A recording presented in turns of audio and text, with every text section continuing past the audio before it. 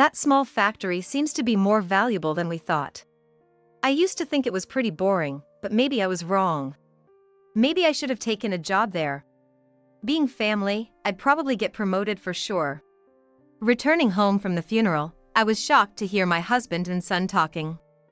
I work at my father's small factory, but my husband and son, who both work at a big trading company, had always looked down on the factory. But when they saw the large number of people at the funeral, their attitudes changed. We've worked hard to protect that factory and the company. I can't stand the idea of them taking jobs there just for fun, thinking they'd automatically rise up because they're family. There are people who earn their living there, who take pride in their work. I can't allow those people to be insulted because of me. Quietly, I made up my mind and started packing my things. I'm never coming back to this house again. I'm Natalie Williams. I was born and raised as the only daughter of a small factory owner. My husband is Theo Williams.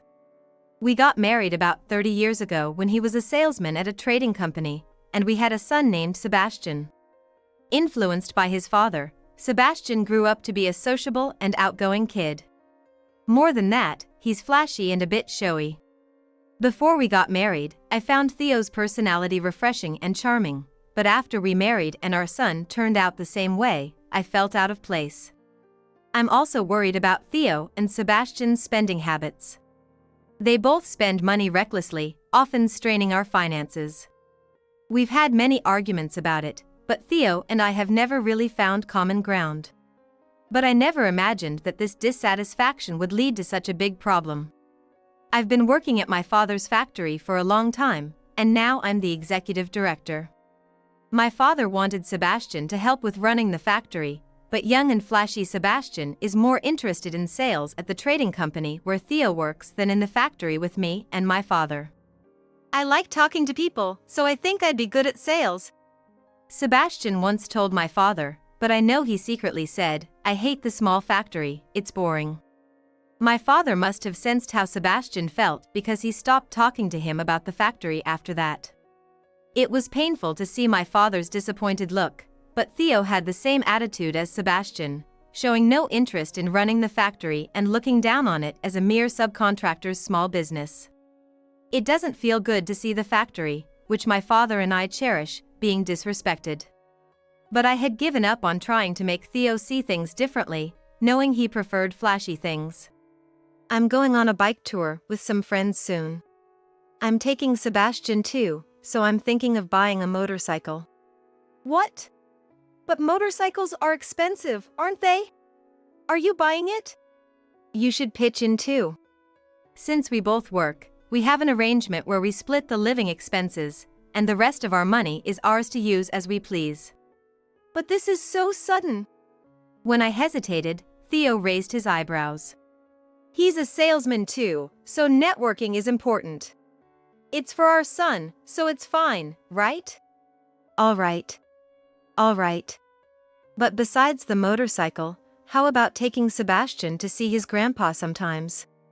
His health isn't great lately, and he might need to go to the hospital again. Seeing his grandson might cheer him up. My father is strong enough to run a company, but he hasn't been able to escape the effects of aging and has been in and out of the hospital for short stays and checkups recently. My mother passed away a few years ago, so I'm worried about my father living alone, but Theo just gives a half-hearted response to my plea. Yeah, sure. I'm busy now, but maybe someday. I'm talking about Sebastian. Lately, whenever I point out something, Theo quickly gets annoyed. This time, too, he frowned and glared at me. Enough. We know because we both talk about work. He's a salesman like me. I gotta teach him my know-how. I've been starting to think that they just want to have fun together. Theo has always been away from home a lot, claiming it's for work, leaving most of the child-rearing and housework to me. Seeing this, Sebastian has grown up with the outdated belief that men are supposed to be like that. I'm worried about whether he'll be able to get married with this kind of attitude. Anyway, that's how it is. Help me out with the motorcycle thing. All right. Later, I found out that Sebastian had secretly visited my father. Sebastian came by unexpectedly. He asked for money to buy a helmet for his motorcycle. My father told me in passing, and I was at a loss. What? Theo told me they needed money to buy the motorcycle and asked me to pay half. Sebastian said he'd buy the helmet himself. Well, he's my cute grandson, so I gave him the money. Like many grandparents, my father spoils his grandson. But seeing how his indulgence has grown with age, I felt we were reaching a limit. Even though he's my own son, his selfishness has become unbearable. The same goes for Theo, the man I once loved and married. Theo never helped with housework or raising Sebastian, always claiming he was working but really just having fun. Back then, my mother was still around, and my workplace was understanding, so I managed. But now, I can feel my love for Theo fading. Natalie, I'm sorry, but I need to be hospitalized again. Please take care of the company. Okay, I will. Honestly, I'm starting to consider divorce. I can't rely on Sebastian for the factory, and he probably doesn't want to take over anyway. It's better to nurture someone, regardless of blood relation, who can take over. After this hospital stay, I'll discuss it with my father. He'll probably agree. Since my father was hospitalized, my days have been hectic with work and caregiving. Everyone at work cooperates, so we're managing somehow. It's busy, but thinking about making my father proud when he returns keeps me going. The problem is caregiving. Theo and Sebastian keep making excuses about being busy with work and haven't visited the hospital. Since I scolded Sebastian for asking my father for money, he's been sulking. Theo sides with him. It's embarrassing that they only visit my father to ask for money, despite being grown adults. It's enough to bring tears to my eyes. Did I raise him wrong? Natalie, don't say things like that. You've done your best. Don't beat yourself up over it. My father consoled me, even though he was physically and emotionally weakened by his hospital stay. In times like these, I felt a deep respect for my father. I was deeply frustrated that Theo and Sebastian didn't respect him as much as I did. I might not be able to come home this time. Dad! Don't say that! My voice was almost a scream. I had suspected it, of course. And the company was running smoothly without him. It was thanks to him that he had distributed the work in anticipation of this situation. No, I'm old now. I made preparations and I was ready. I'm leaving the company to you. Even if I do get out of here, I'm going to retire. Dad. I couldn't say anything more. My father had worked on the front lines for many years. And, just as he said, he didn't come home. He passed away a month later. It was a peaceful end. I felt as if I had lost my one ally in this world, and I clung to him, crying for a while. But I couldn't stay still. I had to keep moving forward. Everyone at the company was willing to help. The problem, of course, was Theo and Sebastian. Your dad passed away. That's too bad. I barely managed to swallow the words that they hadn't even visited him, and I proceeded with the funeral arrangements. Why do we need such a large hall? A small family funeral is enough. Yeah, let's just keep it to us. People from the company and business partners are coming. We can't just do it like that. You're always saying how important business connections are. When I showed them the plan I had decided on with the funeral director, Theo and Sebastian were displeased. They hadn't even visited my father, and now they were suggesting a small family funeral, which was ridiculous. They probably just didn't want to spend the money. And it wasn't even their money to begin with. It really annoyed me. He was just the CEO of a small-town factory. No way there's gonna be that many people coming. Yeah. Why are you putting on airs for a shabby factory? What did you say? I raised my eyebrows, and Sebastian, realizing his slip-up, awkwardly looked away. I knew they looked down on the factory, but this was the first time I heard them outright say it was shabby. They had grown up with money from that so-called shabby factory, even getting allowances at 25, and I couldn't believe how they had turned out. Well, anyway, I'm against it. We don't need such a big funeral. What do you know about the company? I'm a salesman at a major trading company. I've attended way more of these events than you. I know better than you. Theo wasn't as blunt as Sebastian, but it was clear he also looked down on the factory.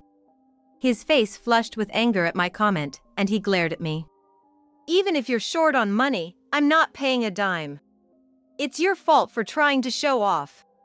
Considering he's made me pay for all sorts of things like motorcycles and golf, claiming they're necessary for his work, his statement was absurd. He's asked me to help out with his work successes so many times. And the amount of money I've given over the years has become quite significant. It's enough to pay for the kind of funeral he's complaining about all over again. Don't worry. The company will handle the funeral expenses, and if anything happens, I'll cover it. It's fine. Do what you want.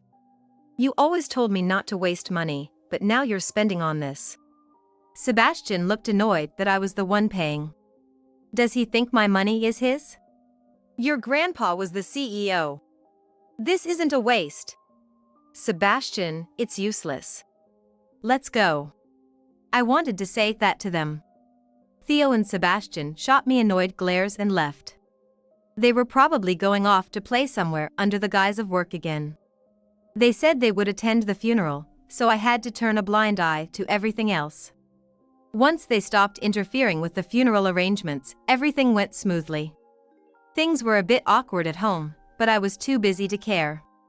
I did the minimum housework, but the rest of my time was consumed by preparing for the funeral and working. On the day of the funeral, Theo and Sebastian's eyes widened as they saw the attendees. Are all these people really here? There are politicians and celebrities here too. Isn't that the CEO of Dad's company? The hall I had arranged was filled with people. Theo and Sebastian, who had mocked the small-town factory and my father's company, were clearly surprised. Theo spotted his company's CEO and hurried over to greet him. Mr. Malcolm, thank you for coming. I'm Theo from the sales department. Oh, is that so? My condolences. I'm very saddened by this loss. Your words are too kind. As Theo said, the CEO wrapped up their conversation and walked toward me.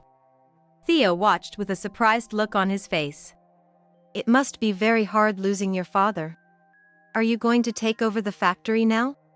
I can't say for sure until we see my father's will, but I plan to. I see.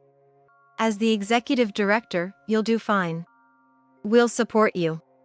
Your predecessor was very helpful to us. Theo and Sebastian couldn't understand why the CEO of a major trading company was talking to the executive director of a small-town factory as an equal. But when I mentioned my father's will, the look in their eyes changed.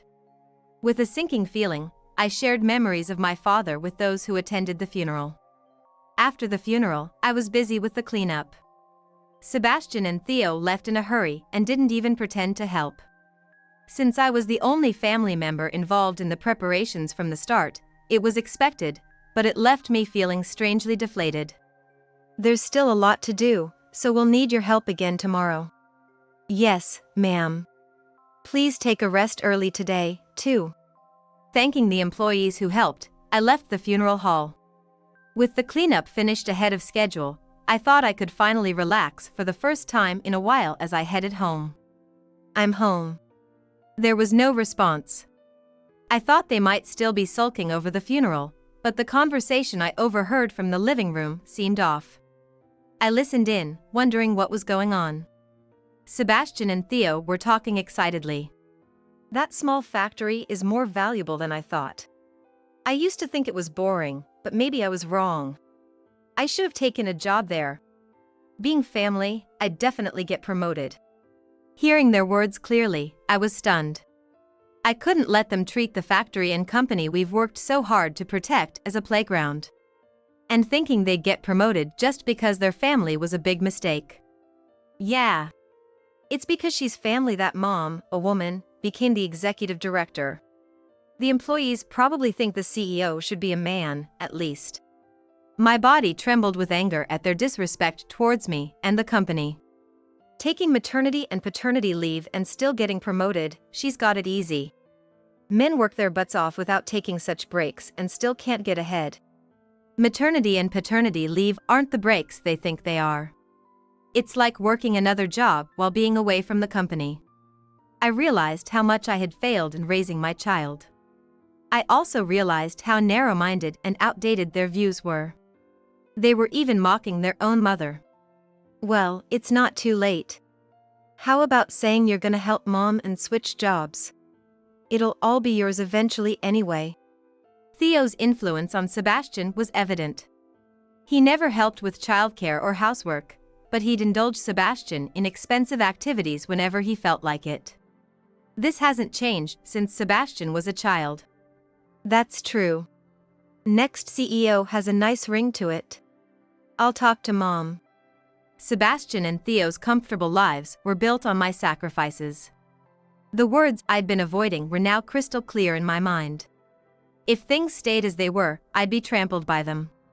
Worse, Theo and Sebastian would treat the factory and company my parents, employees, and I worked so hard to protect as their playground.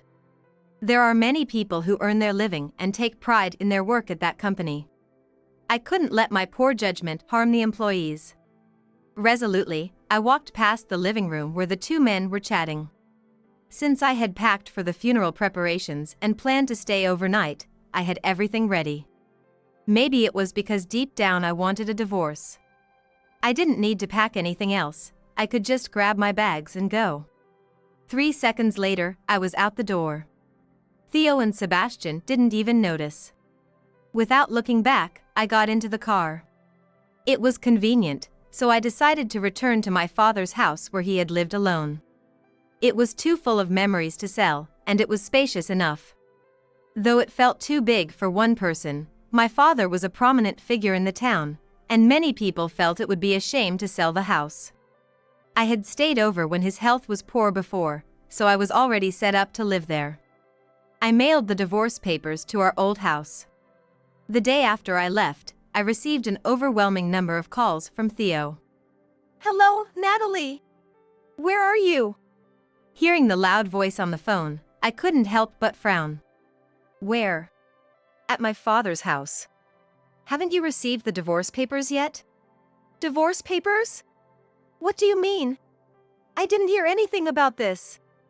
Theo was clearly panicking. He must be worried about losing his source of money. I sighed deeply. I just can't overlook our differences in spending habits anymore. And now that Sebastian is grown up, it's time to go our separate ways. You two can have your fun together. Wait, let's talk this over. I'll fix what I did wrong. For once, he wasn't shouting angrily. Because he saw me as a source of money, he was trying to sweet-talk me. And Sebastian was the same. Mom, it's too much to just leave suddenly. Come back and let's talk. We're family, right? Sebastian, you're already 25, right? You should be able to manage without your mother. Stand on your own. Standing on my own and mom leaving are different things. It's sad to split up the family. Their previously arrogant attitudes had turned into humble pleas. They had always left the household matters to me while they indulged themselves. They looked down on my workplace and me, acting as if they were superior. Now, they were suddenly talking about being sad and wanting to discuss things like a family. It was too late for that. The thought that they were eyeing my father's company made me feel sick. Since I was staying at my father's house, and they knew the address, ignoring them would only lead to them showing up here. After some thought, I decided to talk to them. All right. But remember, I want a divorce. Okay. Let's at least talk. Theo and Sebastian underestimated me. They thought they were smooth talkers because they were salesmen and probably believed that they could easily persuade me once we met in person. They wouldn't be thinking that for much longer. I was completely fed up with them. To cut ties with them completely, I began preparing for the discussion. The meeting was held 3 days later. Theo and Sebastian, who were usually too busy or had work, were unusually eager to meet right away. I wanted about a week to prepare, but they wouldn't allow it. They probably thought they could corner me if they got me quickly. They must have feared that if I had a week, I'd get advice and get too smart for them. And I intended to do just that. But if I couldn't prepare independently, I had another plan in mind. I had already started preparing as soon as I mentioned divorce. This was just a matter of speeding up the plan, so it wasn't a problem for me. I brought my lawyer. Good afternoon, pleased to meet you. The lawyer had helped with various company matters and was known locally. With a strong background in divorce cases. Theo and Sebastian seemed taken aback by the mention of a lawyer. Hey, isn't this a bit much? Bringing a lawyer to a family discussion is a bit too aggressive, don't you think? Their forced laughter and trembling voices showed they weren't as confident as they appeared. I told you, I want a divorce. Bringing a lawyer is normal if you won't agree to it. Mom, do you really want to cut ties with us this badly? Sebastian looked at me with a sad expression. In the past, I might have been swayed by that look, but after hearing their conversation in the living room, I felt no love for either my husband or my son. Yes. Of course, I want to cut ties with a son who thinks he can switch jobs and get promoted just because he's family, at a company my parents, the employees, and I have worked so hard to protect. Sebastian's face turned red, and he fell silent. He hadn't expected I overheard their conversation that day. They hadn't even suspected it, even though I had left that day. How clueless. Why would you say that? Oh, you didn't notice when I came back, did you? You were too engrossed in your conversation. That's when I had enough. I don't want either of you to touch that company. Theo looked like he wanted to say something but couldn't find the words. The lawyer handed Theo some papers, adding to the pressure. I understand that you've been asking Natalie for money under the pretext of work since the beginning of your marriage. Natalie has kept detailed records of the amounts, the purposes, and the dates. We'd like you to repay this amount. If you comply, she won't ask for any demands. Money! You're asking for money? Theo grabbed the documents and stared at them. The amount was almost the same as the money he had grudgingly spent on the funeral. But some of that was for Sebastian. Isn't that child support? I was exasperated by his pathetic attempt. They were truly people obsessed with money. Don't be ridiculous. You can't call it child support when it's after he became an adult and got a job. And just so you know, the money you claimed was for Sebastian has been excluded from this amount. Theo glared at the documents, his face turning pale. Theo looked as if he couldn't believe it. Apparently, he had no idea how much he had spent or on what. You always wanted the best shoes, suits, and watches, claiming it was for your sales job. Each time, you asked me to help out with money, saying it was for work. I told you I was only lending it, right? But, wait, we're a married couple, so it's natural to help each other. I don't recall you ever helping me. Theo had always left the housework and childcare entirely to me. Unfortunately, there were no witnesses, so seeking money about that would be difficult. I wasn't interested in a long legal battle with him, so I gave up on the money. Even this demand for repayment was more of a hassle. The lawyer assured me we could collect it, but as long as I could protect the company my father left behind, I didn't care about the rest. Theo fell silent, and I watched him. In the silence, Sebastian spoke up. If you want a divorce so badly, talk it over as a couple. But I'm still your son, right? The talk about promotions and job changes was just a lapse in judgment. I'll change my ways and work hard, so please forgive me. His words already proved he hadn't changed at all, but did he realize that? Theo, feeling betrayed, looked bewildered. Sebastian, are you abandoning me? With that debt, no wonder Mom is fed up. I'm her son, and even if she wants to cut ties, you can't just cut ties with family. It seemed he was trying to curry favor with me, thinking about inheritance. He was just as shameless as his father. Despite handling all the parenting, I couldn't believe how he had turned out this way. Where had I gone wrong in raising him? I found myself thinking this every time I looked at him lately. Yes, the bond between parent and child can't be severed. Theo slumped his shoulders, and Sebastian smiled.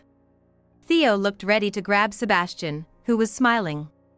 They used to be a close father and son, but money changed everything. Selfish people are truly terrifying. But Sebastian, I don't want someone who wants to become a CEO or get promoted for such shallow reasons involved with my father's company. What? Sebastian's expression froze. At that moment, the doorbell rang. Theo frowned suspiciously. What? Who could it be at a time like this? A guest I invited, most likely.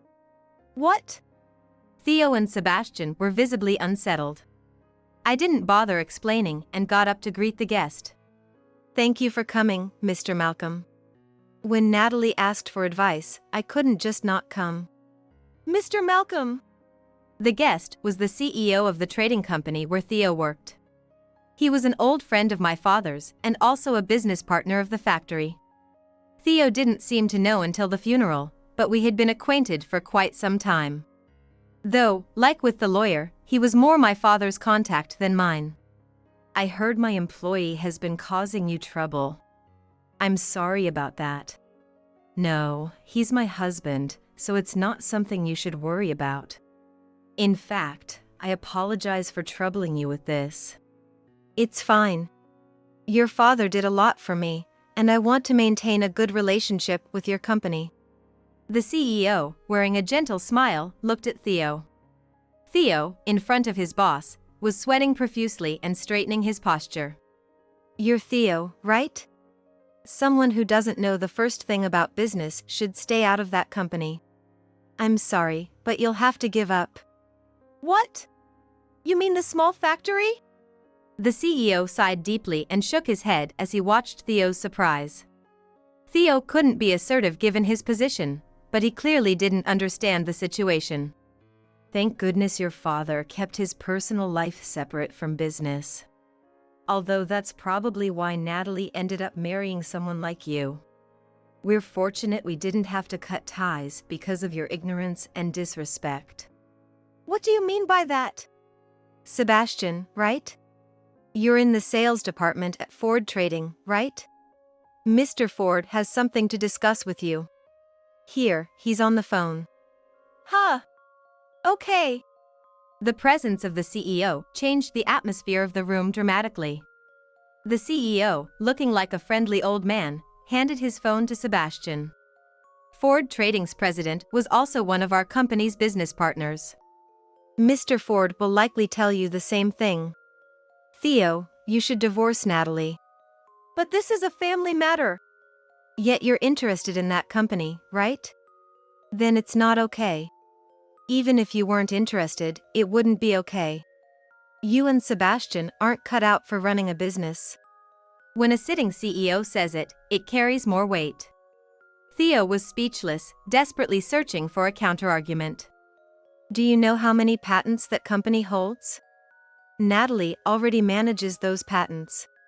Even one of those patents is a national treasure. They're incredibly valuable. We can't have someone who's blinded by that value around Natalie. Theo, hearing about the patents for the first time, stood there with his mouth agape. The CEO continued in a relaxed tone, ignoring Theo's panic. Do you understand? Mismanaging even one patent could harm not just our company and Natalie's company, but the whole country. We can't let anyone who doesn't understand that be involved with that company. Sebastian was probably hearing the same thing from his boss. Seeing Theo still trying to argue, the CEO delivered the final blow. If you don't want to end up on the streets, stop being greedy. It was as if he was saying he'd ruin them if they persisted. He was in a position to do just that. Theo must have remembered the faces of the people at my father's funeral. If other company CEOs, lawyers, politicians, and prominent figures shared the same view, Theo and Sebastian would be blown away like paper in a storm. Yes, I understand. Imagining what might happen to him, Theo lowered his head and spoke weakly. Sebastian, having been told the same thing by his own boss, also promised not to have any more involvement with me, just like Theo. I successfully divorced Theo and got back the money I had lent him. Due to the turmoil they caused, both Theo and Sebastian were demoted and had to relocate. Theo was transferred to the south and Sebastian to a far northern region. They were given insignificant positions with significantly lower salaries, and any prospects for promotion were gone. We can't let them run wild. We intend to keep them employed here for the long term. Mr. Ford feels the same way. Feeling a chill from the CEO's words, I gratefully accepted his help. I planned to repay this favor by supporting the company my father had left behind. Freed from Theo and Sebastian, I threw myself into my work and led a fulfilling life every day. This company was the legacy left by my father and mother. Some people even called it a national treasure. The small factory Theo and Sebastian had mocked was my pride and one of the small businesses that supported the country. Each patent it held was a national treasure. Remembering the CEO's words, I continued to work hard today, cherishing the company that was my lifeline.